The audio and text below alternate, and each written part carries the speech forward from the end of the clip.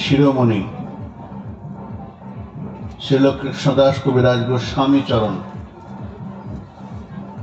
শ্রী চৈতন্য চরিতামৃতে নিতাই গৌরের, গৌর সুন্দরের, প্রভু নিতাই চাঁদের বিশেষ বন্দনা করতে গিয়ে বললেন, বন্দে শ্রীকৃষ্ণ চৈতন্য নিত্যানন্দ সহদিত গৌরদয়ে পুষ্পবন্ত চিত্র সন্দৌ তমনুদৌ।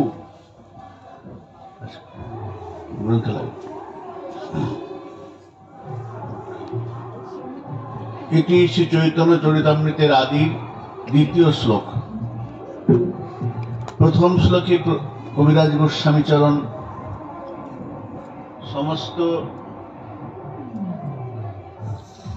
প্রথম শ্লোকে 6টি তত্ত্বের বর্ণনা করেছেন।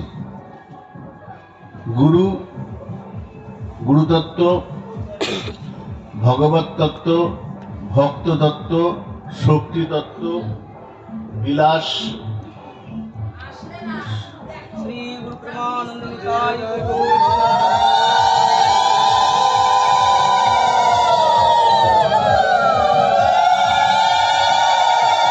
বিভিন্ন তত্ত্বের বর্ণনা করেছেন।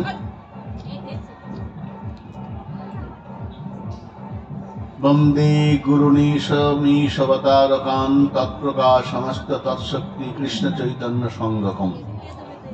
শ্রীমন মহাপ্রভু জগতে 6 রূপে বিরাজ করছেন, বিলাস করছেন। গুরুতত্ত্ব, ঈশ্বর তত্ত্ব, অবতার তত্ত্ব, শক্তি তত্ত্ব, ভক্ত তত্ত্ব এবং স্বয়ং।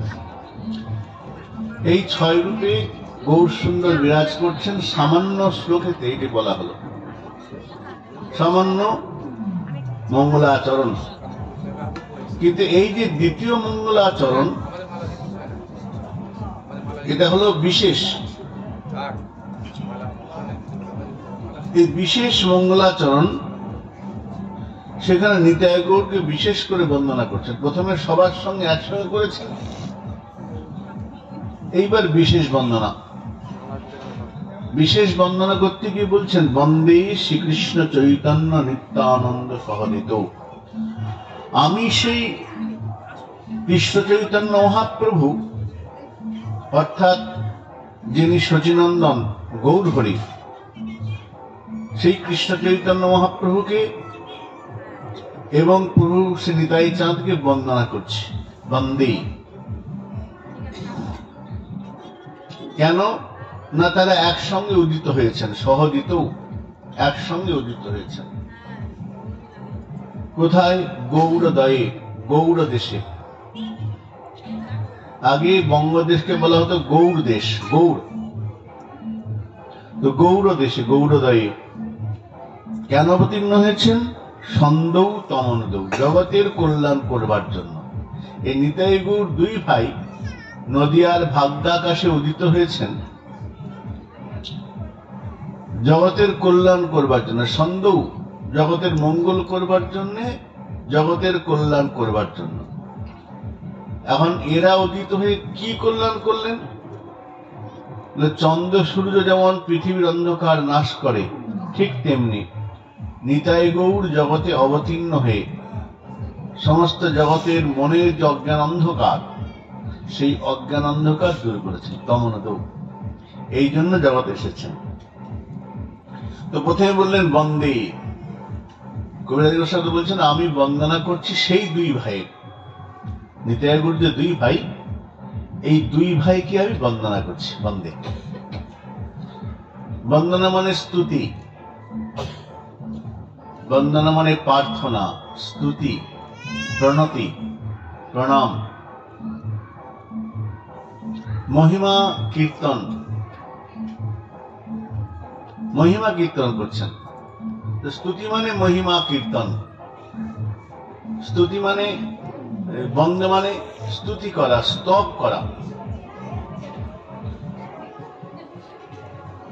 শিব মহিম্ন স্তোত্রে পুষ্পদন্ত, পরে আসো পুষ্পদন্ত প্রসঙ্গে, পুষ্পদন্ত বলছেন, আমি তার মহিমা কীর্তন করতে বসেছি যার মহিমা বলে শেষ করা যায় না।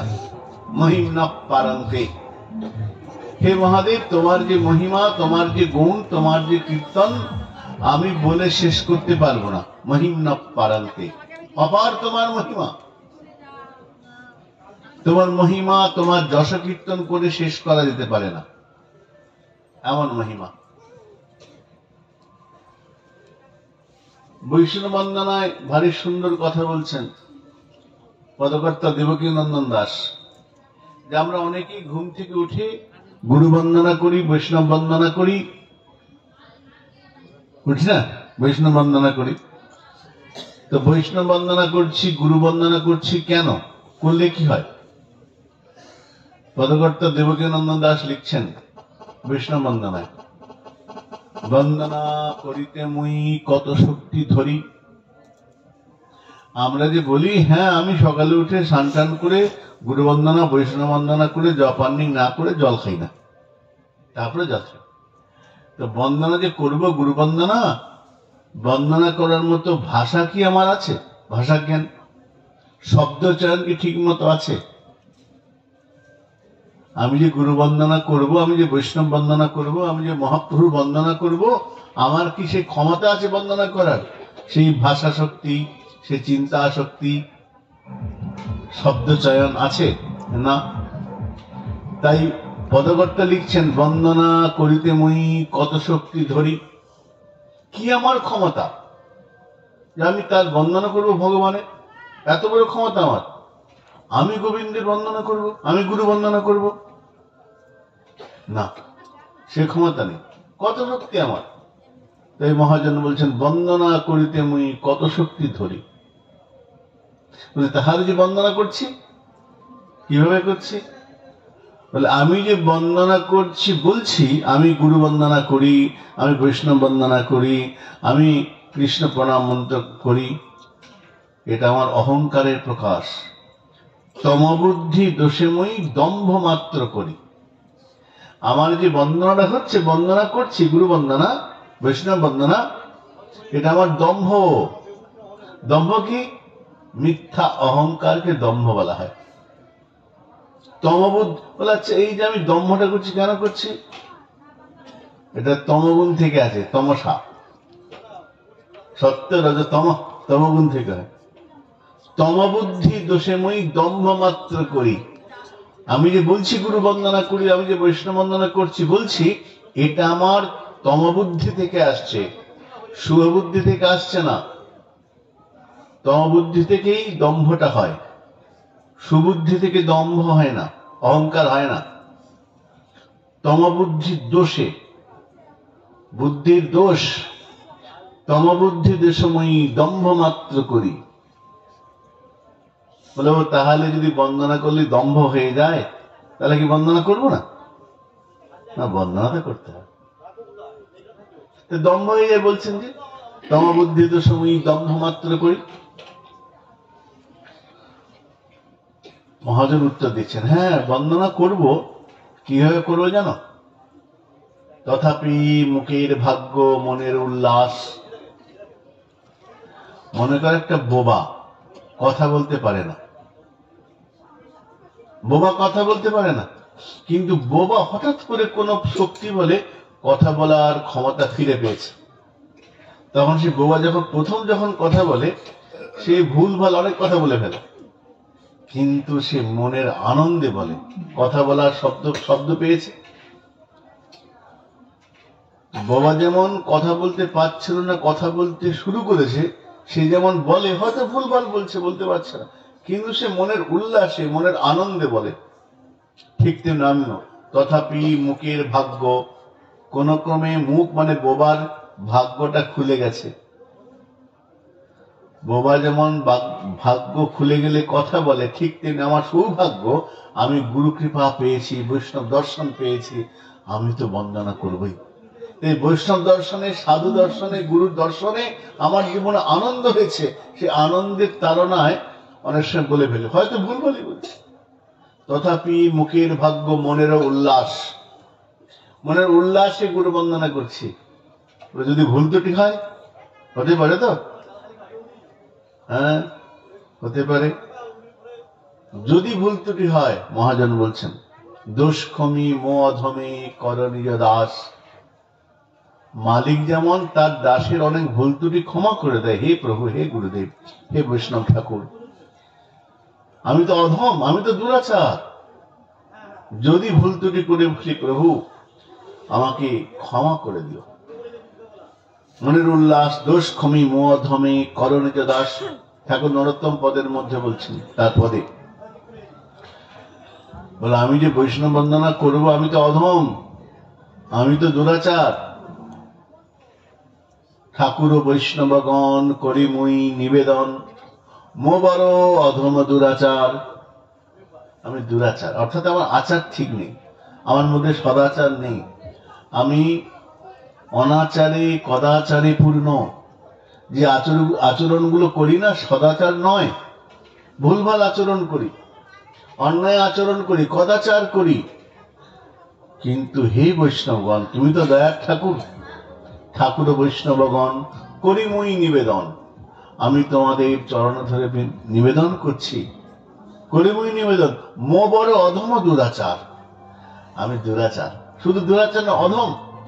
আর অধম বলে তো দুরাচার করছি, উত্তম হলে তো দুরাচার করতাম না, সদাচার করতাম। আমি তো দুরাচার, মো বড় অধম দুরাচার। পরিণ বিষম হলে আমি ভীষণ বিষয়ের সংস্পর্শে পড়ে গেছি। তাই হে বৈষ্ণবগণ, আমি যদি ভুল ত্রুটি করেও থাকি, আপনারা কৃপা করে আমার বাণীগুলো শুদ্ধ করে দেবেন। তাই পদকর্তা বিবেকানন্দ দাস বলছেন, তমবুদ্ধি দোষে মোর দম্ভ মাত্র করি, তথাপি মুখের ভাগ্য মনের উল্লাস, দোষ ক্ষমি ম অধমে কর নিজ দাস। তাহলে আচ্ছা, যদি বৈষ্ণব বন্দনা করি, গুরু বন্দনা করি, কৃষ্ণ বন্দনা করি, ঠাকুরকে স্তুতি করি, কি হবে? লাভ আছে। লাভ আছে? বলে হ্যাঁ, লাভ আছে। সর্ববাঞ্ছা সিদ্ধি হয়, যমবন্ধ ছুটে, জগতে দুর্লভ হইয়া প্রেম ধন লুটে, মনেরও বাসনা পূর্ণ অচিরাতে হয়, দেবকী নন্দন দাস এই লোভে কয়। দেবকীনন্দন দাস পদকর্তা বলছেন, আমি যে বন্দনা করছি না, লোভের বশবর্তী হয়ে করছি। এই লোভে কয়, আমার লোভটা কি না, আমার তিনটে লাভ হবে। সর্ববাঞ্ছা সিদ্ধি হয়, আমার যত রকম বাঞ্ছা আছে সমস্ত বাঞ্ছাগুলো পূর্ণ হবে। কি বাঞ্ছা? আমার বাঞ্ছা গাড়ি বাড়ি, টাকা পয়সা, ছেলের চাকরি, মেয়ের বিয়ে, এগুলো না। কি বাঞ্ছা?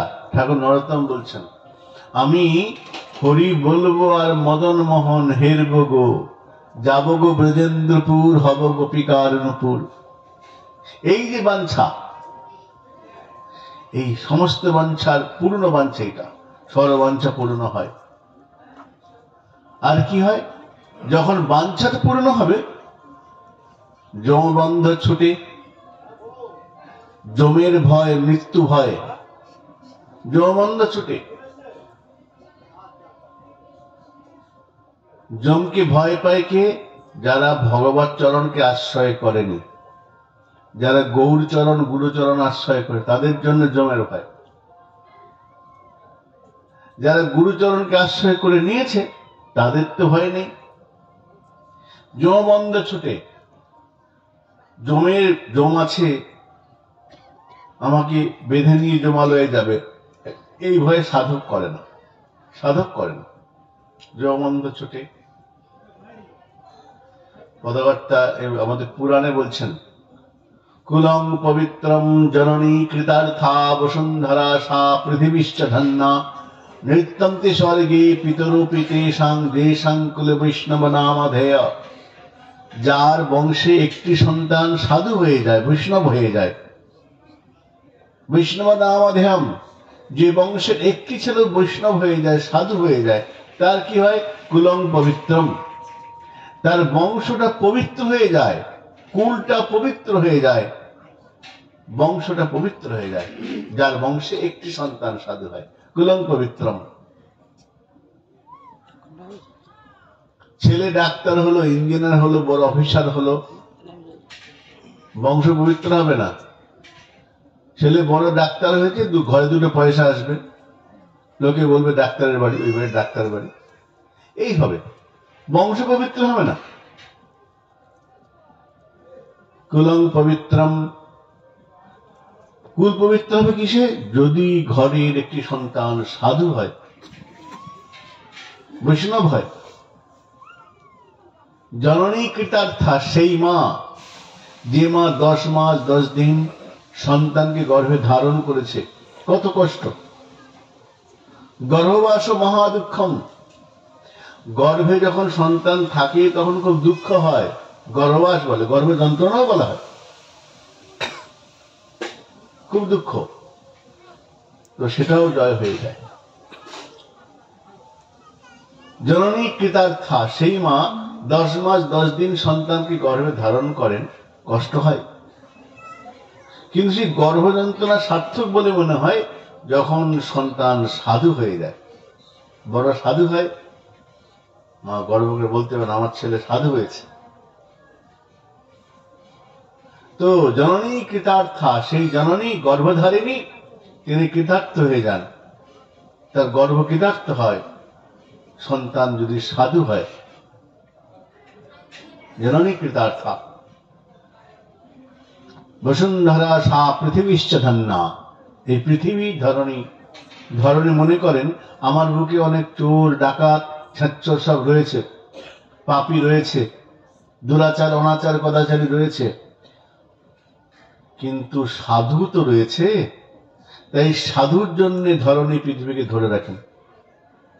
ধরণী, ধরণী কৃতার্থা, ধরণী পৃথিবী মনে করেন পৃথিবীশ্চ ধন্যা, এই পাপী তাপী চোর এদের জন্য আমার খুব কষ্ট হয়, কিন্তু যখন সাধুর দিকে তাকাই তখন আমি মনে করি ধন্য, সাধু তো আছে। পৃথিবীশ্চ ধন্য, পৃথিবী মনে করেন আমি ধন্য, আমার এই বুকে সাধুর চরণ ধরে পড়ছে, সাধু বাস করছে। হ্যাঁ, চোর ডাকাত আছে, সাধু তো আছে। সাধু হলো অলংকার, ধরনের শোভা, পৃথিবীর শোভা হলো সাধু। পৃথিবীশ্চ ধন্য। নৃত্যম তে স্বর্গে পিতরোপিতে সাং, ওই বংশের সন্তান যদি সাধু হয় তখন পিতৃপুরুষগণ কি করে? দুহাত তুলে নাচে। নৃত্যন্ত স্বর্গে, স্বর্গ থেকে তার দুহাত তুলে নাচে, যমকে বলে যম আর ভয় পাই না। কেন জানো? আমার বংশের ছেলে সাধু হয়েছে। সাধু সন্তান যখন পিণ্ড দেবে, তর্পণ করবে, ওই পবিত্র জল আমি গ্রহণ করে আমি একদম ভগবত পাদপদ্ম পেয়ে যাব। আমি তো সাধুর সন্তান জন্মেছে, এবার আমি মুক্ত হয়ে যাব। নিত্যন্ত স্বর্গে পিতরূপী তেষাং, যে সাংকুলে বৈষ্ণব নামধেয়া, যার বংশে একটি সন্তান সাধু হয়ে যায়। তাই সর্ববাঞ্ছা সিদ্ধি হয়, যমবন্ধ ছুটে। তাহলে একটা হলো বাঞ্ছা পূর্ণ হয়। ঠাকুর নরোত্তম প্রেম ভক্তি চন্দ্রিকায় বলছেন, আর না করিহ মনে আশা। তুমি যদি ভগবত চরণ পাওয়ার ইচ্ছা করো, তোমার মধ্যে আর কোনো আশাই থাকবে না। অতএব আর না করিহ মনে আশা। গুরুচরণ পাদপদ্মকে আশ্রয় করেছ, তিনি সব পূর্ণ করে দেবেন। সর্ববাঞ্ছা সিদ্ধি হয় যমবন্ধ, জগতে দুর্লভ হইয়া প্রেমধন লুটে। যে প্রেমধন জগতে দুর্লভ, যে প্রেম গৌর সুন্দর জগতে ঢেলে দিয়েছেন, শিববিরিঞ্চির বাঞ্ছিত যে প্রেম জগতে ফেলিল ঢালি। ব্রহ্মা যে প্রেমের কামনা করেন, শিব যে প্রেমের ইচ্ছা করেন, বাসনা করেন, সেই প্রেম গৌর সুন্দর জগতে ঢেলে দিয়েছেন। আর সেই প্রেমের সন্ধান পেয়ে সাধু জগতে দুর্লভ প্রেমের সন্ধান পেয়ে যান। বৈষ্ণব বন্দনায় হয় এটা। জগতে দুর্লভ হইয়া প্রেমধন লুটি, মনের বাসনা পূর্ণ অচিরাতে হয়। যত রকম বাসনা আছে সমস্ত বাসনা পূর্ণ হয়ে যায় যদি বৈষ্ণব বন্দনা করা হয়।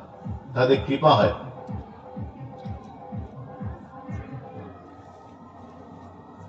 দেবকী নন্দন দাস এই লোভে কয়। তো দেবকী নন্দন বলছেন পদকর্তা, আমি বৈষ্ণব বন্দনা কেন করছি জানো?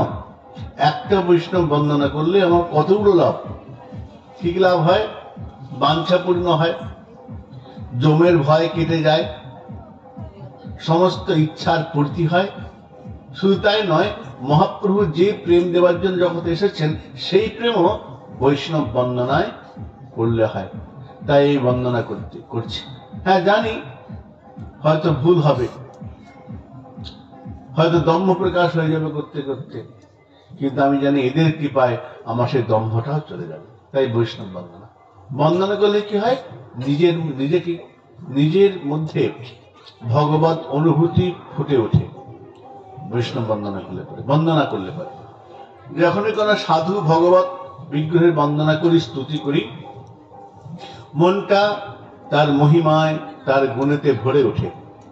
যার বন্দনা করব আমরা, তার গুণে, তার মহিমায়, তার যশে মনটা পূর্ণ হয়ে যাবে, তার রঙে মনটা রেঙে যাবে। তাই বন্দনা করা অবশ্য কর্তব্য। বন্দনা করলে কি হয়? বলে বন্দনা করলে, বন্দন করলে পারে বন্ধন থেকে মুক্তি হয়ে যায়। যত বেশি বৈষ্ণব বন্দনা, গুরু বন্দনা করব, আমাদের বন্ধন থেকে মুক্তি হয়ে যাবে। সাপ মুক্তি হয় স্তুতির দ্বারা, সাপ মুক্তি হয়ে যায়। কিরকম? পুষ্পদন্ত বাচ শিব মহিম্ন স্তোত্র। ওখানে শিব মহিম্ন স্তোত্রতে পুষ্পদন্ত বলে এক গন্ধর্ব, তিনি কুসুম দর্শন নামা গন্ধর্বরাজ গন্ধর্বরাজ পুষ্পদন্ত। পুষ্পদন্ত স্বর্গের নর্তক ছিলেন। নর্তক করতে করতে দোষ হয়, তিনি গন্ধর্ব হয়ে যান, শিবের কাছে আসেন। শিব তাকে স্থান দেন। শিবকে পুষ্পদন্ত বলেন, প্রভু আমার কি কর্তব্য বলুন, আমি কি করব, কিভাবে আপনার সেবা করতে পারি? তো পুষ্পদন্ত বললেন, এই মহাদেব বলে, তুমি এক কাজ করো, প্রতিদিন ফুল জোগাড় করে এনো। পুষ্পদন্ত প্রতিদিন ফুল জোগাড় করেন, ফুল রাত্রিবেলায় বের হন, ফুল নিয়ে যান। একদিন এক রাজার বাগানের উপর দিয়ে যাচ্ছেন মধ্যরাত্রিতে, দেখছেন বাগানে অনেক সুন্দর সুন্দর ফুল। পুষ্পদন্ত ভাবলেন, এত সুন্দর ফুল, কত রকম ফুল, বিভিন্ন রকমের, বিভিন্ন রঙের, বিভিন্ন গন্ধের, বিভিন্ন স্বাদের, বিভিন্ন আকৃতির ফুল, এত ফুল। পুষ্পদন্ত ভাবলেন, ঠিক আছে, এইখান থেকে ফুল নিয়ে যাব। রাত্রিবেলায় আসেন, বাগানে যত ফুল সব পেরে নিয়ে চলে যান। পরের দিন সেই বাগানের রাজা বাগানের যে মালিক রাজা, তিনি এসে দেখছেন, আরে আমার বাগানে একটা ফুলও নেই, সব ফুল নিয়ে চলে গেছে। মনটা খারাপ হলো। তিনি রোজ শিব পূজা করেন, সেই ফুল নিয়ে চলে গেছে। পরের দিন একই ঘটনা, তৃতীয়, চতুর্থ, পঞ্চম, পরপর 5 দিন কে যেন রাত্রিবেলা এসে ফুল নিয়ে চলে যায়, সমস্ত গাছের ফুল। রাজা অবাক হয়ে গেলেন, লোক রাখলেন, দেখি তো। দারোয়ান গেলে, সাবধান, রাত্রিবেলায় ফুল চুরি হচ্ছে, দেখো কে নিচ্ছে। তো যথারীতি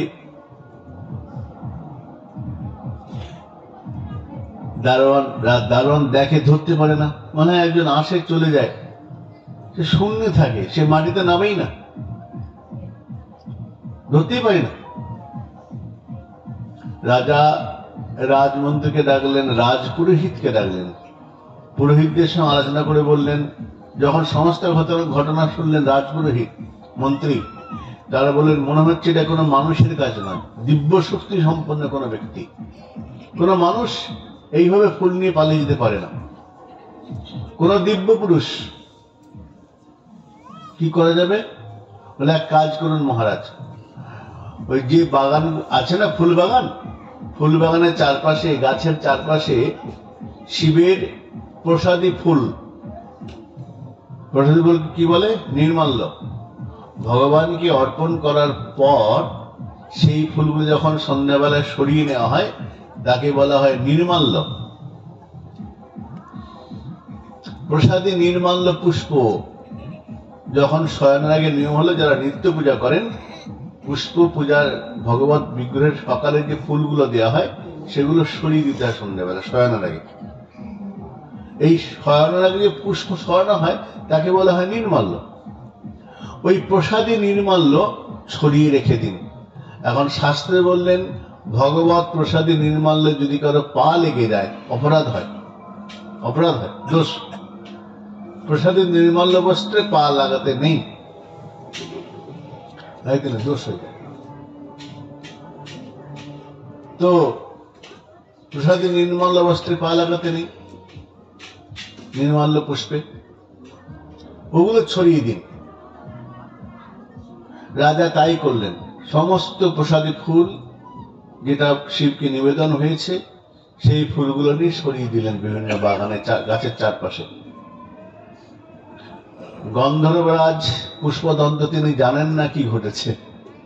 তিনি শূন্য পথে এসেছেন, মনের আনন্দে ফুল তুলছেন, তুলতে তুলতে একটু মাটির দিকে নেমেছেন, নিজের ফুলগুলো তুলতে হবে তো, নিজের দিকে ফুল আছে, সেগুলো যখন তুলতে গেছেন এখন প্রসাদী শিবের প্রসাদী নির্মাল্যে পা লেগে গেছে।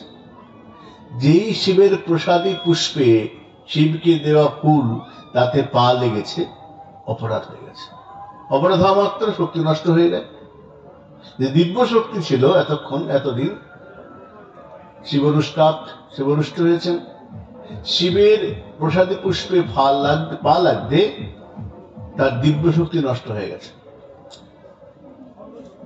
আমি একবার ত্রিপুরায় গিয়েছিলাম প্রভুপাদ ভাগবত কিশোর গোস্বামী বাবার সঙ্গে, গৌরহরি গোস্বামী প্রভুর সঙ্গে। তো ত্রিপুরায় তিনি আছেন, আমিও ছিলাম। তো যে বাড়িতে ছিলাম সেখানে এক ভক্ত বাড়িতে,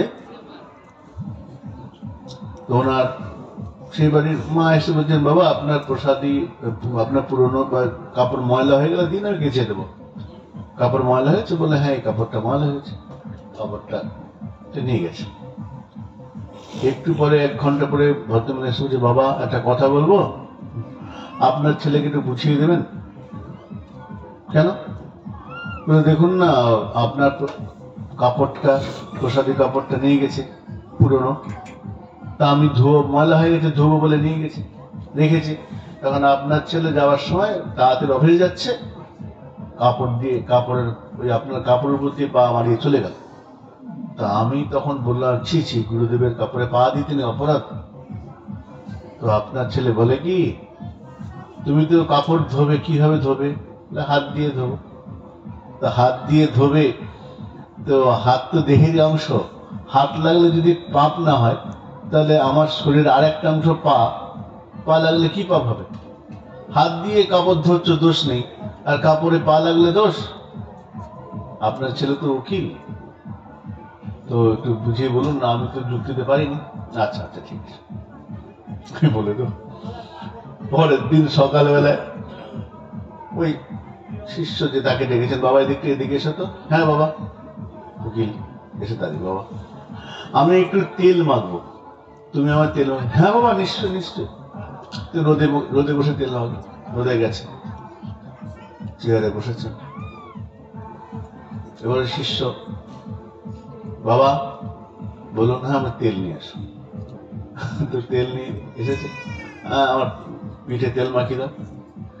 তো হাতটা দিয়ে তেল মাখাতে গেছে। এই দাঁড়াও। কেন বাবা? আরে হাতও তো শরীর অংশ, পাও তো শরীর অংশ, হাত দিলে যদি দোষ না হয়, পা দিলে কোনো দোষ নেই। তুমি এক কাজ করো, তুমি পা দিয়ে আমার পিঠটা ভালো করে মালিশ করে দাও, পা দিয়ে তেল দিয়ে, সর্ষের তেল। ছি বাবা, কি যে বলেন, শুনলে পাপ লাগে, শোনাটা পাপ। না না না, তোমার কাছে তো হাতেও যা পাও তা, তুমি তো বলেছো শরীরের একটা অংশ। ও বুঝতে পেরেছি, আমি এতক্ষণে বুঝতে পেরেছি। হ্যাঁ বাবা, অপরাধ হয়ে গেছে, ভুল হয়ে গেছে। হ্যাঁ, শরীরের অংশ হলেও শরীরের অংশ একটা হাত পাও, কিন্তু এটা উত্তমাঙ্গ নিম্নাঙ্গ অধমাঙ্গ বলা হয়। কোমরের নিচের দিকে অংশকে উত্তমাঙ্গ ধরা হয় না, মাথা হাতকে উত্তমাঙ্গ ধরা হয়। এমনকি পূজার পদ্ধতির মধ্যে, সদাচারের মধ্যে বলা আছে, যখন দেবতার সেবা করব এই হাত হাঁটুর নিচে নামবে না। যদি হাঁটুর নিচে নেমে যায়, হাত ধুয়ে আবার কোনো দ্রব্য দেবতার কাজ করতে হবে, হাত ধুতে হবে। এবং পুষ্প প্রদানের ক্ষেত্রে নিয়ম আছে, বারবার হাত ধুতে হয়, একবার পুষ্প দিয়ে হাত ধুতে হয়। এগুলো সদাচারের মধ্যে পড়ে। তো পুষ্পতন্ত্রের পা লেগেছে ফুলের মধ্যে, সমস্ত দিব্য শক্তি চলে গেছে,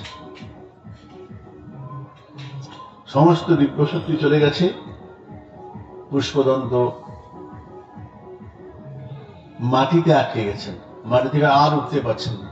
আগে যে শূন্যে ঘুরে বেড়াতেন, সে ক্ষমতা নেই, আর উঠতে পারছেন না, দিব্য ক্ষমতা চলে গেছে। বাগানে ধরা পড়ে গেছে, দাঁড়িয়ে পড়েছেন, খুব বিপদে পড়েছেন পুষ্পদন্ত। হে মহাদেব, আমার রক্ষা করুন। কি করি? তখন পুষ্পদন্ত ওইখানে দাঁড়িয়ে শিবের মহিমা গান করতে আরম্ভ করলেন, শিব স্তোত্র পাঠ করতে আরম্ভ করলেন। মহিম না পারন্তে, হে মহাদেব, তোমার মহিমা, তোমার গুণ বলে শেষ করতে পারবো না। শতং লিখতি শারদা, দেবী শারদা, দেবী সরস্বতী যিনি, তিনি যদি পৃথিবীকে খাতা করেন, পর্বতকে লেখনী করেন, আর সমুদ্রের জলকে কালি করেন, সমুদ্রের জল কালি, পর্বত যদি লেখনী দণ্ড হয়, আর সমস্ত পৃথিবী যদি খাতা হয়, আর লেখক দেবী সরস্বতী হন, তবু তোমার মহিমা বলে শেষ করা যাবে না, লিখে শেষ করা যাবে না। হে মহাদেব, আমি তার কথা কি বর্ণনা করব? দেবী সরস্বতী যার কথা বলে শেষ করতে পারেন না, তার কথা আমি বলে শেষ করতে পারবো? আমি পারবো না, তবু আমি চেষ্টা করছি। স্তুতি করলেন, প্রসন্ন হয়ে শিব বর দিলেন, আবার সেই পুনরায় শক্তি ফিরে পেলেন, আবার শূন্যে চলে গেলেন, কৈলাসে ফিরলেন পুষ্পদন্ত। কুসুম দর্শন নামা গন্ধর্ব রাজা, পুষ্পদন্ত নামক সেই গন্ধর্ব শিবের স্তুতি করে, স্তবন ইদম, এই স্তুতি পাঠ করে তিনি তার দিব্য শক্তি ফিরে পেয়েছিলেন, বন্ধন থেকে মুক্ত হয়ে শিবের সান্নিধ্যে পৌঁছতে পেরেছিলেন। স্তুতির এমন ক্ষমতা, স্তবের এমনই ক্ষমতা, বন্ধন থেকে মুক্তি পাওয়া যায়, ভগবত কৃপা সান্নিধ্য পাওয়া যায় স্তুতির। কবিরাজ উস্তাদ বলছেন, আমি প্রথমে তো গুরু বন্দনা, ঈশ্বর বন্দনা, অবতার বন্দনা করেছি আগে। এখন আমি বিশেষ রূপে মঙ্গলাচরণ করছি, দ্বিতীয় শ্লোকেতে করি বিশেষ বন্দন। এখন বিশেষ বন্দন কি না, নিতাই গৌর একসঙ্গে দুজনকে বন্দনা করা হচ্ছে। আগে সকলকে একসঙ্গে করেছেন, এইবার কবিরাজ গোসাই শুধু নিতাই গৌরকে বন্দনা করছে। বন্দে শ্রীকৃষ্ণ চৈতন্য নিত্যানন্দ সহজিত, আমি সেই কৃষ্ণ চৈতন্য মহাপ্রভুকে এবং প্রভু নিতাই চাঁদকে বন্দনা করছি।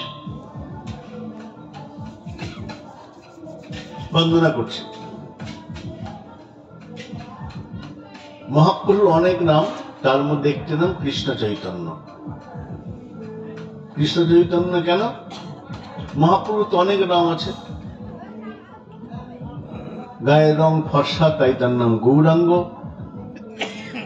নিম গাছের তলায় জন্ম হয়েছিল তাই তার নাম নিমাই।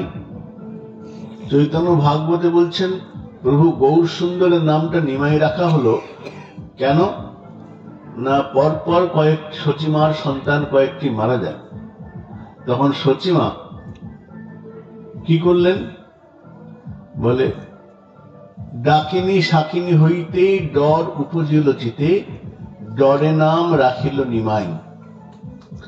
পরপর কয়েকটি সন্তান মারা গেছে, মা ভয় পেলেন যে যদি এবার ডাকিনি শাকিনি এসে নিয়ে চলে যায় বা কিছু হয়, সেই জন্য নাম রাখলেন নিমাই।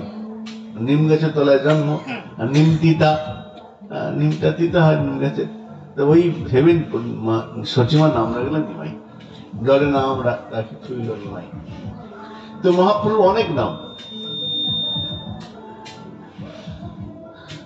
তার এই যে তার নাম শ্রীকৃষ্ণ চৈতন্য মহাপ্রভু, এটা কে রেখেছিলেন? এটা রেখেছিলেন কেশব ভারতী, সন্ন্যাসের নাম। কেশব ভারতী রেখেছিলেন কৃষ্ণ চৈতন্য মহাপ্রভু। কাটোয়া যখন প্রভু গৌর সুন্দর সন্ন্যাসী হলেন, তখন নামকরণ করেছিলেন শ্রীকৃষ্ণ চৈতন্য মহাপ্রভু। বেশ সন্ন্যাসী হলেন কোথায়? কেশব ভারতীর কাছ থেকে।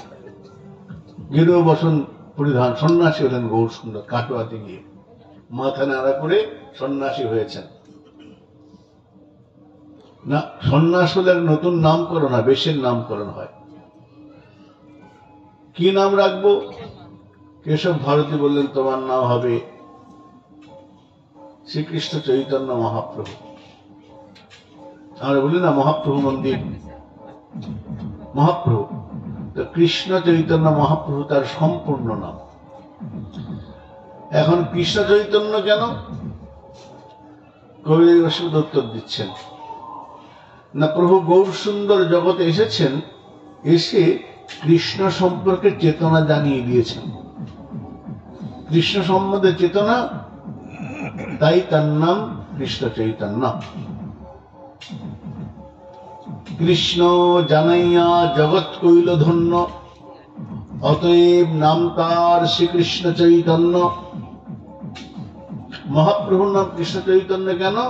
কৃষ্ণকে জানিয়ে জগৎবাসীকে চেতনা এনে দিয়েছেন, তাই তার নাম কৃষ্ণ চৈতন্য। তাহলে শ্রীমন মহাপ্রভুর আগে জগতের লোক কৃষ্ণ সম্বন্ধে চেতনা ছিল না? কৃষ্ণ জানতেন না? বলে না, মহাপ্রভু জানিয়েছেন, তাই তার নাম কৃষ্ণ চৈতন্য। বলে কেন? মহাভারতে আমরা কৃষ্ণ কথা শুনিনি? মহাভারতে কৃষ্ণ কথা আছে তো, পুরাণে ভাগবতে কৃষ্ণ কথা নেই? আছে তো। তাহলে তাদের নাম তো কৃষ্ণ চৈতন্য হলো না। বলে মহাপ্রভু যেমন করে জানিয়েছেন এমন করে আর কেউ জানায়নি। গোপী আনুগত্যে কৃষ্ণ ভজন, এটা মহাপ্রভু জানিয়েছেন। আমরা চৈতন্য চরিতামৃতে পাই প্রভু গৌর সুন্দর ঝাড়িখণ্ডের বনপথ ধরে চলেছেন। ঝাড়িখণ্ডের বনপথ দিয়ে চলেছেন প্রভু গৌর সুন্দর বৃন্দাবনের উদ্দেশ্যে চলেছেন। কিভাবে যাচ্ছেন? প্রভু গৌর সুন্দরের যাবার ভঙ্গিটি ভারী সুন্দর। কিরকম না, হাত দুটো উপর দিকে তোলা, মুখে কৃষ্ণ নাম, চোখে জল, চোখে চোখ ভর্তি জল, মুখে কৃষ্ণ নাম, হাত দুটোর উপরে তোলা, আপন মনে প্রভু গৌর সুন্দর চলেছেন ঝাড়িখণ্ডের বনপথ ধরে। সুদীর্ঘ কান্তি সিংহ স্কন্ধং, সিংহের মধ্যে স্কন্ধজাত, চওড়া স্কন্ধ, দিব্য কান্তি, সুন্দর বর্ণ, মুন্ডিত মস্তক গৌর সুন্দর চলেছেন। প্রভু খেয়াল করেননি তার চলার পথে একটা বাঘ শুয়েছিল, হিংস্র বাঘ, জঙ্গল পথ, বনপথ, বাঘ শুয়ে রয়েছে। বনপথে এক ব্যাঘ্র করিয়াছে শয়ন, আবেশে তাহার গায়ে প্রভুর লাগিল চরণ। প্রভু গৌর সুন্দর নাম করতে করতে চলেছেন, চোখে জল, ঊর্ধ্ব বাহু, ঊর্ধ্ব দৃষ্টি, চোখগুলো উপর দিকে তোলা, খেয়াল করেন নিচে কে শুয়ে আছেন।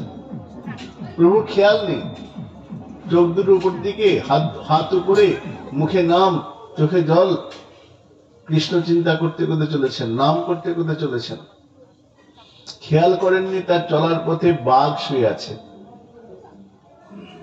দেখেন নি বনপথে এক ব্যাঘ্র করিয়াছে শয়ন, বাঘটা শুয়ে আছে। প্রভু খেয়াল করলেন না, প্রভুর চরণটিকে বাঘের গায়ে লাগলো।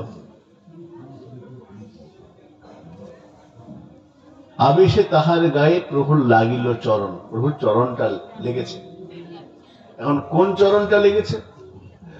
না, যে চরণ পাথর থেকে মানবী করতে পারে। অহল্যা পাথর হয়ে গিয়েছিল না, তো প্রভু রামচন্দ্রের চরণস্পর্শে পাষাণী মানবী হলো অহল্যা। এমন যে চরণ,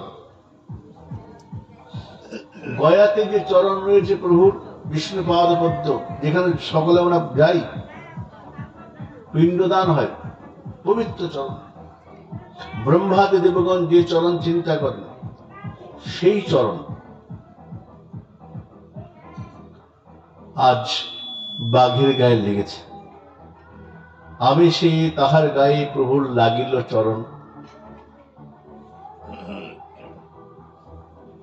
একবার রামায়ণে একটা খুব সুন্দর প্রসঙ্গ আছে, আমি কীর্তনে শুনছিলাম, কীর্তনে বলছিলেন যে ওই যখন প্রভু রামচন্দ্র ইয়েতে গিয়েছেন, নদী পার হবেন, গুহক চন্ডাল এই নাবিক এসেছে পার করবার জন্য, গুহক চন্ডাল পৌঁছে দিল নদীর ধারে, নাবিক পার করবে। নাবিক এর আগে প্রভুর চরণস্পর্শে অহল্যা উদ্ধার প্রসঙ্গটা সব রটে গেছে। নাবিক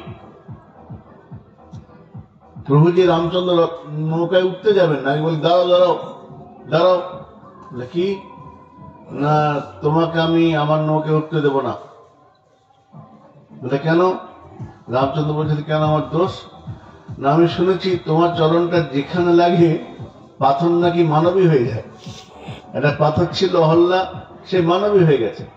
এখন তোমার চরণ স্পর্শে যদি আমার এই নৌকাটা মানুষ হয়ে যায়, আমি কি করে খাবো? আমার চলবে কি করে?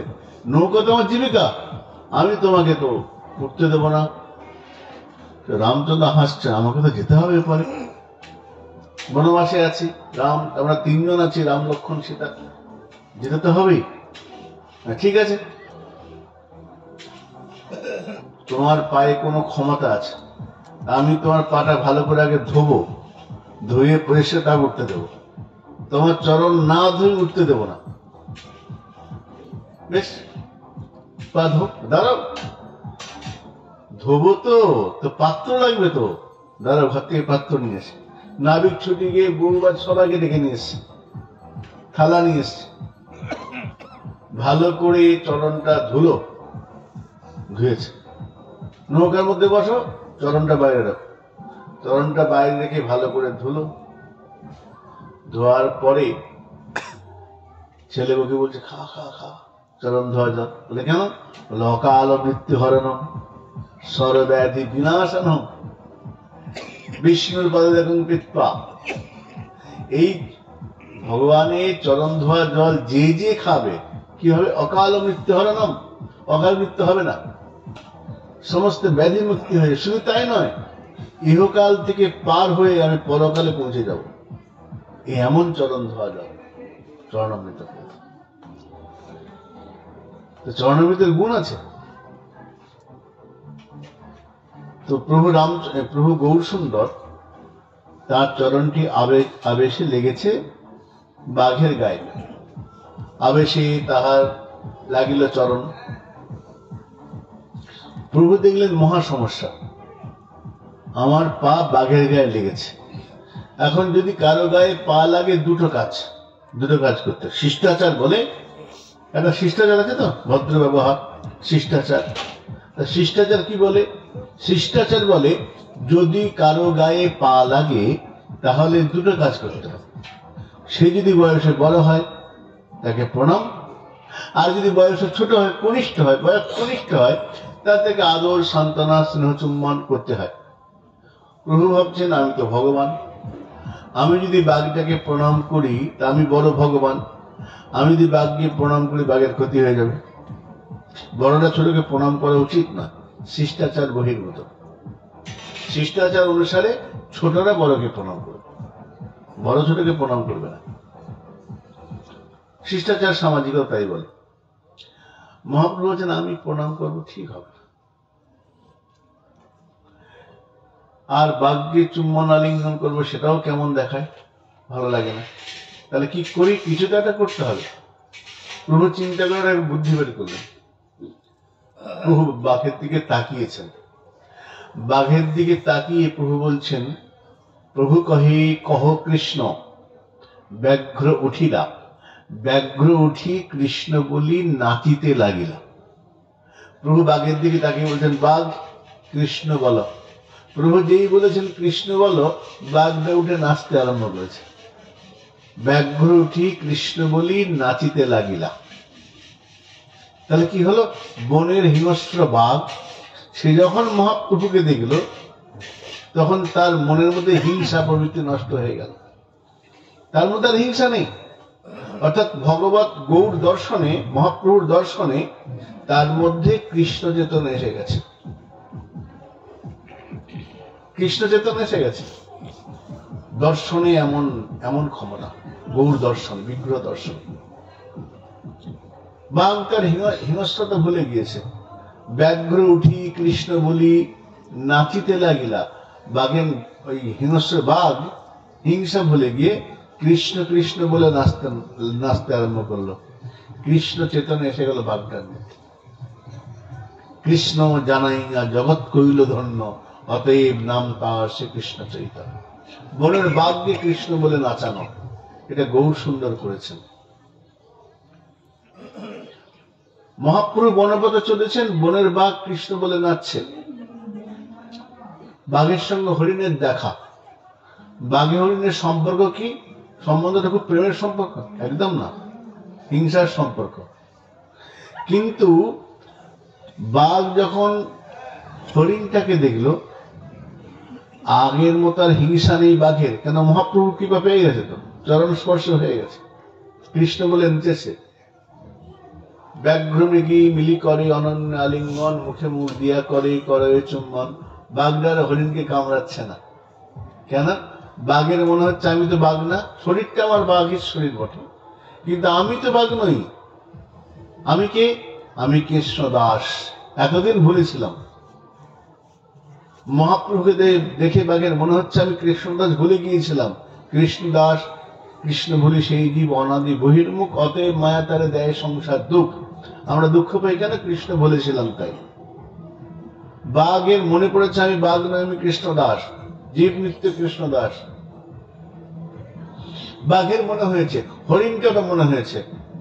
তখন কি হলো? যেমন দুই ভক্ত যখন দুজন সাধুর যখন দেখা হয়, দুই ভক্তের যখন তখন কি হয়?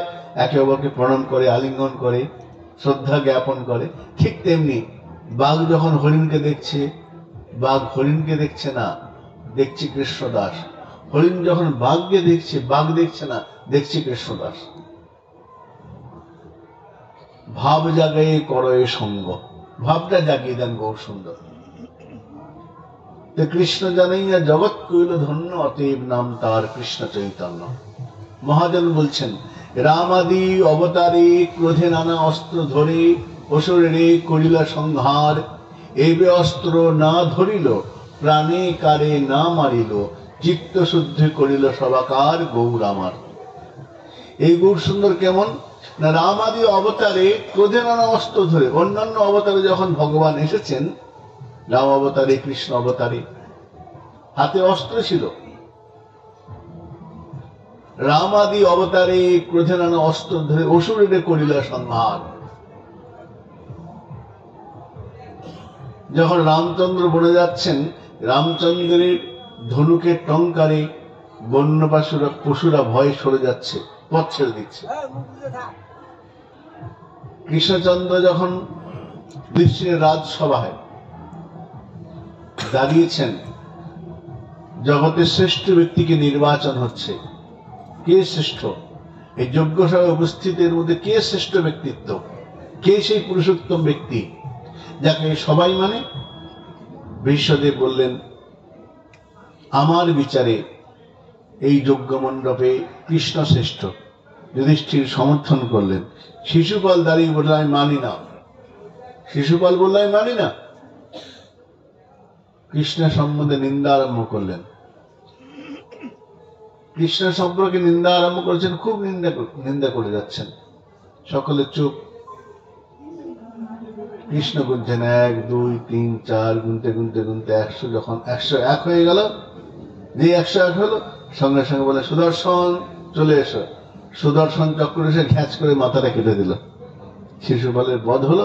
শিশুপালের শরীর থেকে আত্মা বেরিয়ে এসে গোবিন্দ চরণে লীন হয়ে গেল। তাহলে অন্যান্য অবতারে অস্ত্র প্রয়োগ হয়েছে, রাম অবতারে, কৃষ্ণ অবতারে। তাই মহাজন বলছেন, রাম আদি অবতারে ক্রোধে নানা অস্ত্র ধরে অসুরের করিলা সংহার, এবে অস্ত্র না ধরিল। এই অবতারে কলিতে, গৌর অবতারে অস্ত্র ধরেননি। এবে অস্ত্র না ধরিল, প্রাণে কারে না মারিল। কারো প্রাণ নেননি। অন্য অবতারে প্রাণ নিয়ে তবে কৃপা করেছেন, চরণে স্থান দিয়েছেন। অঘাসুরের আত্মা, শিশুপালের আত্মা, পতনের আত্মা মুক্ত হয়েছে, চরণে স্থানও পেয়েছে। কিন্তু এই অবতারে প্রাণ নেননি। প্রাণ নেওয়ার পর হয়েছে অন্য অবতারে। এই অবতারে প্রাণ নেই। প্রাণে কারে না মারিল, চিত্ত শুদ্ধি করিল সবাকার। বাঘের চিত্তে যে হিংস্রতা ছিল সেটা শুদ্ধ হয়ে গেছে, হিংস্রতা নেই। কৃষ্ণ দাসত্বের অভিমান জেগে উঠেছে। কৃষ্ণদাস অভিমানের যে আনন্দ সিন্ধু, কোটি ব্রহ্মানন্দ নহে তার এক বিন্দু, এই ভাব জেগে উঠেছে। গৌর কৃপার এমনই ক্ষমতা। তাই পদকর্তা বলছেন, অবতার সার গোরা অবতার, কেননা ভজিবি তারে, করিনি রে বাস, গেল না তিয়াস, আপন কর্ম ফেরে। কৃষ্ণ জানিয়ে জগৎকে ধন্য করেছেন, তাই তার নাম কৃষ্ণ চৈতন্য। বেদব্যাস কৃষ্ণ কথা বলেছেন, গীত গোবিন্দে জয়দেব কৃষ্ণ কথা বলেছেন, বড় বড় মুনিগণ কৃষ্ণ কথা, দেবর্ষি নারদ, সুখদেব কৃষ্ণ কথা বলেছেন। কৃষ্ণকে জগৎকে জানিয়েছেন বটে, কিন্তু মহাপ্রভু যেমন করে জানিয়েছেন এমন করে আর কেউ জানাননি। তাই তার নাম কৃষ্ণ চৈতন্য। যিনি নামকরণ করলেন মহাপ্রভু কৃষ্ণ চৈতন্য, তার নাম কি? কেশব ভারতী। কেশব ভারতী মহাপ্রভুর সন্ন্যাসের গুরু। কেশব ভারতী কেন? ভারতী মানে সংবাদ।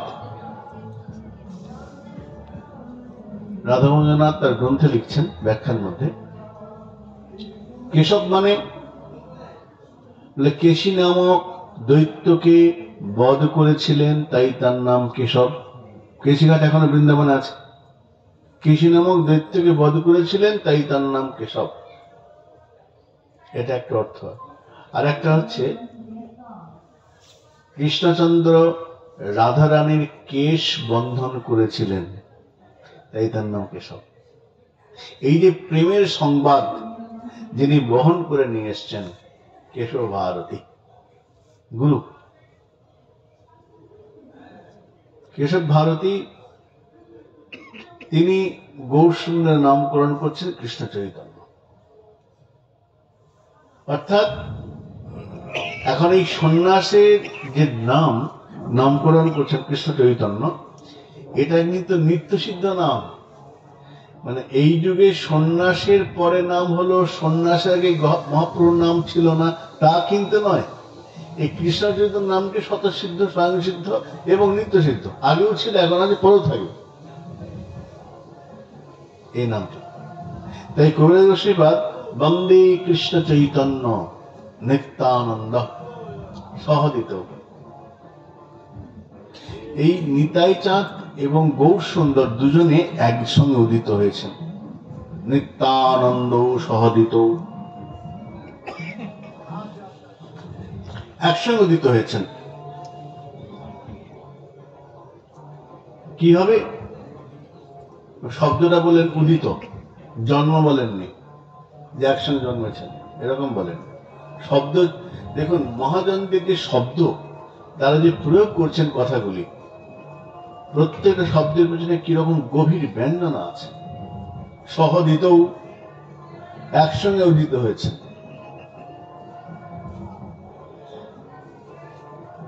পয়ার মধ্যে বললেন, ব্রজে যে বিহরে পূর্বে কৃষ্ণ বলরাম, কোটি সূর্য চন্দ্র যিনি দোহার নিজ ধাম, সেই দুই জগতের হইয়া সদয়, গৌরদয়ে গৌর দেশে পূর্ব শৈলে করিলা উদয়। ব্রজে যে বিহরে পূর্বে কৃষ্ণ বলরাম, কোটি সূর্য চন্দ্র যিনি দোহার নিজ ধাম। এই কৃষ্ণ বলরাম এরা নিতাই গৌর হয়ে এসেছেন। পূর্বে যারা কৃষ্ণ বলরাম ছিলেন তারাই কলিতে নিতাই গৌর হয়ে এসেছেন। পূর্বে যে বিহরে পূর্বে কৃষ্ণ বলরাম,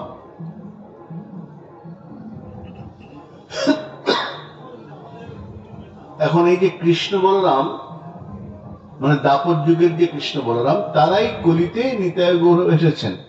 আমাদের ঠাকুর নরোত্তম বলছেন, ব্রজেন্দ্র নন্দন যেই শচীসুত হইল সেই, বলরাম হইল নিতাই। ব্রজেন্দ্র নন্দন যেই মানে ব্রজেন্দ্র নন্দন কৃষ্ণ। ব্রজেন্দ্র নন্দন কৃষ্ণ যিনি মথুরার নরেশ কৃষ্ণ নন,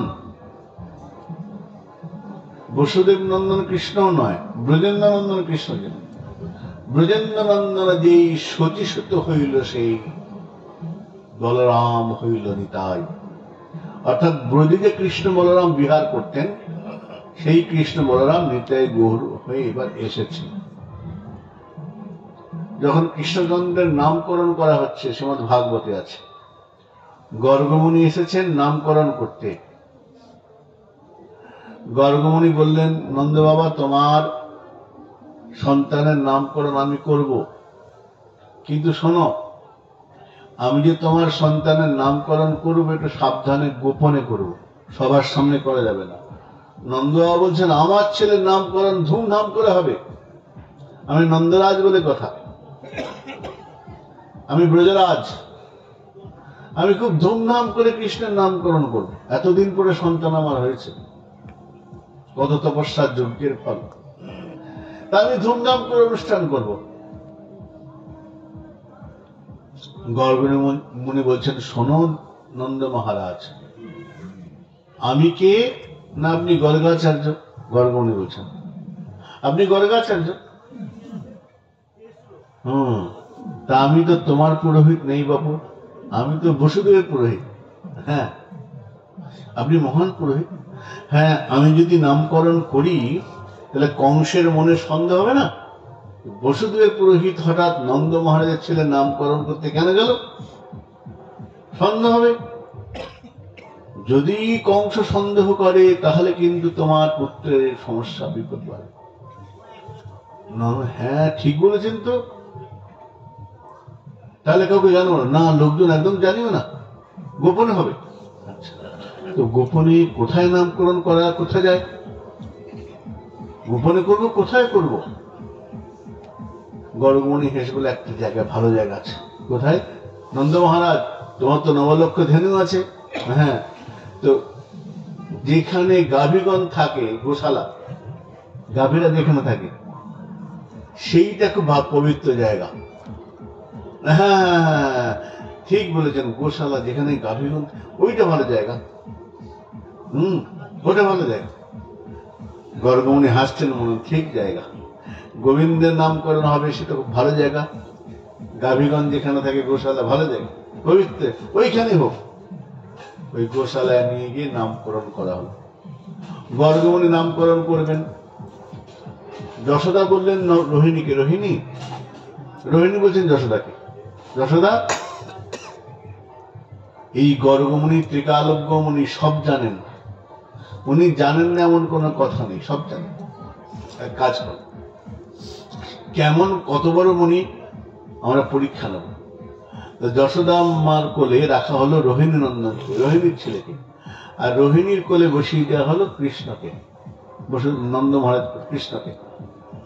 বলরামকে দেয়া হলো যশোদার কোলে, আর যশোদা নন্দনকে দেয়া হলো রোহিণীর কোলে। দুজন নিয়ে বসেছেন। গর্গমণি নামকরণ করতে এসেছেন। সাধারণ হিসেবে কি বলে না, যার যার ছেলে সেই সেই মায়ের কোলে থাকবে, সাধারণ বুদ্ধি। যে যার মা, যে সন্তানের যে মা, কোলে করে নিয়ে বসবে, নামকরণ হচ্ছে। তো সাধারণ হিসেবে যশোদার কোলে কৃষ্ণ, রোহিণী করে বলরাম থাকা উচিত ছিল, কিন্তু পাল্টা পাল্টে হয়েছে। রোহিণীর কোলে কৃষ্ণ আর যশোদার কোলে বলরাম পাল্টা পাল্টি করে বসেছেন। কিরকম মুনি দেখবো, পরীক্ষা নেব। বসেছেন, গর্গমণি বললেন আমি নামকরণ করব। সামনে বসেছেন, গোপালের দিকে তাকিয়েছেন কৃষ্ণের দিকে।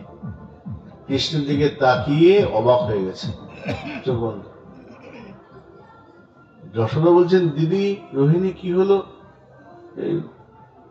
তোমার কোলে বসে আছে কৃষ্ণকে, গোপালকে দেখে চোখ বন্ধ করে কি করছে? বলে ধ্যান করছে।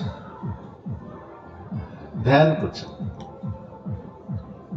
তো ধ্যান করে কি নাম? গর্গমণি বলছেন, রোহিণী মা, তোমার কোলে যিনি বসে আছেন তোমার ছেলে নয়, কৃষ্ণ। আমি নামকরণ করছি কৃষ্ণ। মহাজন কি বললেন? কৃষ্ণ নাম রাখে গর্গ, ধ্যানেতে জানিয়া। গর্গণী বললেন, আমি ধ্যান করে দেখলাম তোমার এই ছেলে আরো আগে অনেকবার জন্মেছে, পৃথিবীতে এসেছে, লীলা করেছে, অবতারিত হয়েছে, কিন্তু এখন আমি তার নাম রাখলাম কৃষ্ণ। কৃষ্ণ নাম রাখে গর্গ, ধ্যানেতে জানিয়া। তার নামকরণ করছেন। বলরামের নাম রাখা হলো বল, গায়ে অত্যন্ত বল, তাই তার নাম বলদেব। তো কৃষ্ণ বলরাম, এই কৃষ্ণ ব্রজে বিহারে পূর্বে কৃষ্ণ বলরাম। একবার কৃষ্ণ বলরাম বৃন্দাবনে আছেন, ব্রজে বৃন্দাবনে আছেন। কি হলো, এই সময় সখা এসে বলছে, ভাই কানাই, ভাই বলাই, বলাই দাদা, আমাদের না খুব ইচ্ছা করছে তাল খাবো। তাল? হ্যাঁ চলো। তাল কোথায় খাওয়া পাওয়া যাবে? বলে তালবন মনে একটা বন আছে, তালবন 84 কোষের মধ্যে পড়ে তালবন। ওই তালবনে অনেক তাল আছে, তো চলো যাওয়া যাক। একসঙ্গে বলে, ভাই দাদা বলরাম একটা সমস্যা। দাদা বলাই বলে, সমস্যা আছে? কি সমস্যা? না ওখানে তাল গাছ তো প্রচুর, তালবন প্রচুর তাল গাছ, অভাব কিছু নেই, কিন্তু সমস্যা হলো ওখানে এক অসুর আছে, ধেনুকাসুর। ধেনুকাসুর ধেনুকাসুর অত্যন্ত বলবান। যে তাল খেতে তাকে মেরে ফেলে, আছাড় দিয়ে মেরে ফেলে। আর সে এমনি থাকে না, গাধার রূপ ধরে থাকে, গাধার রূপ ধরে থাকে ধেনুকাসুর। কৃষ্ণ বলরাম গেলেন, চলো চিন্তা নেই। কৃষ্ণ বলরাম গেলেন, গায়ে বলাই দাদার গায়ে এত বল, নাম তার বলদেব। ওই তাল গাছ ঝরে, গাছে উঠবার প্রয়োজন নেই, তাল গাছ ঝরে ঝাঁকাতে আরম্ভ করেছেন, ঝাঁকাচ্ছেন তাল গাছকে। আর ঝাঁকানি দিতে তাল গাছ থেকে টপ টপ করে তাল পড়তে আরম্ভ করেছে। সখারা খুব আনন্দ করে তাল খেতে আরম্ভ করলেন। এই সময় ধেনুকাসুর দৌড়ে এলো, তবে রে আমার বাগানে তাল বাগান, তাল খাচ্ছিস? গাধার রূপ ধরে এসেছে, এসে পেছনের পা দিয়ে লাথি মারলেন বলরামের দিকে। বলদেব পা দুটো ধরলেন, গাধার পা দুটো ধরে ঘুরিয়ে এক আছাড়া মারলেন, ব্যাস মারা গেল। আরো অনেক অসুর এলো, তাদেরকে সব বধ করে ফেললেন।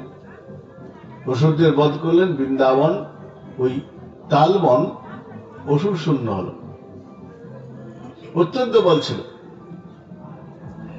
তাই বলদেব অসুরদের বধ করলেন। ওই ধেনুকাসুর, মহাজন বলছেন, ওই বৃন্দাবন মাহাত্ম্য গ্রন্থের মধ্যে বলছেন যে এখন এই ধেনুকাসুরকে কৃষ্ণ বধ না করে, কৃষ্ণ নিজে বধ না করে বলরামকে দিয়ে কেন করালেন? এখন পুরাণান্তরে প্রসঙ্গ আছে, এই ধেনুকাসুর আগের জন্মে বলি মহারাজের পুত্র নাম ছিল সাহসিক, নামে এক পুত্র নাম ছিল সাহসিক। এখন এই বলি পুত্র ছিলেন আগের জন্মে। দুর্বাসা তপস্যা করছিলেন, সেখানে গিয়ে ওই অসুর চিৎকার চেঁচামেচি হইচই করছিল। ঋষির তপস্যা বিঘ্ন হয়, দুর্বাসার উষ্ট অভিশাপ দেয়, হ্যাঁ আমার তপস্যা বিঘ্ন করতে হয়েছ, গাধার মতো চিৎকার করছো, যাও গাধা হয়ে যাও। তখন ওই অসুর গিয়ে পায়ে পড়ে যায়, হে দুর্বাসা আমাকে অভিশাপ মুক্ত করুন। বলুন কি করলে আমি মুক্ত হব? বলেন দাপর যুগে কৃষ্ণ বলরাম গিয়ে তোমাদের মুক্ত করবে। এই যে অসুর আগের জন্মের বলির পুত্র ছিলেন। এখন ভগবান প্রহ্লাদকে কথা দিয়েছিলেন যে তোমার বংশের কারো আমি কোনো ক্ষতি করব না, কথা দিয়েছিলেন তো? প্রহ্লাদকে কথা দিয়েছিলেন ভগবান। বলির পুত্র তো, বলি হলেন প্রহ্লাদের পুত্র বিরোচন, বিরোচনের পুত্র বলি, তার বংশের ছেলে। কৃষ্ণ কথা দিয়েছেন আমি কাউকে মারব না, তাই নিজে না মেরে বলদেব তাকে দিয়ে মারাবে, কথাও থাকলো আর তাদের মুক্তি হলো। এইরকম পূর্বে যে বিহরে কৃষ্ণ বলরাম দাপর যুগে ব্রজে অনেক লীলা করেছেন। কত লীলা করেছেন, বিহার করেছেন, লীলা করেছেন। সেই কৃষ্ণ বলরাম এবার নিতাই গৌর হয়ে এসেছেন। কোটি সূর্য চন্দ্র যিনি দোহারে নিজ ধাম। এই দুজনের যে শক্তি তেজ, সেটা কিরকম বলে, একটি সূর্য নয়, দুটি সূর্য নয়, কোটি সূর্য চন্দ্র যিনি দোহারে নিজ ধাম। নিজ ধাম মানে এদের যে তেজ, কৃষ্ণ বলরামের যে তেজ, নিতাই গৌরের যে তেজ, কোটি চন্দ্র সূর্যের থেকেও বেশি, যিনি মানে আরো বেশি। অর্থাৎ একটি সূর্যের তেজে যখন সূর্য যখন তেজ প্রকাশ করে, তাপ দেয়, কি গরম না? একটা নয়, দুটো নয়, 1 কোটি মনে করো, 1 কোটি সূর্যের চন্দ্রের যে তাপ, এই যে চন্দ্রের যে শোভা, তাকে হার মানিয়ে দেয় নিতাই গৌরের শোভা। নিতাই গৌর কৃষ্ণ বলরাম হয়েছেন, কৃষ্ণ বলরাম নিতাই গৌর হয়েছেন। কিভাবে উদিত হয়েছেন এবং উদিত হয়ে কি কি করলেন সহজিত, এবং জগতের কল্যাণ কিভাবে করলেন, আজকে আর নয়, আমরা আগামীকাল জগতের কল্যাণ কিভাবে হয় আমরা সম্ভবত দুপুর বেলায়, সম্ভবত আমাকে বলেছে দুপুরে আবার আমরা এই প্রসঙ্গ দেখব। আজকে আর নয়, এখানে বিশ্রাম। শ্রী গুরু প্রেমানন্দ নিতাই গৌর হরি।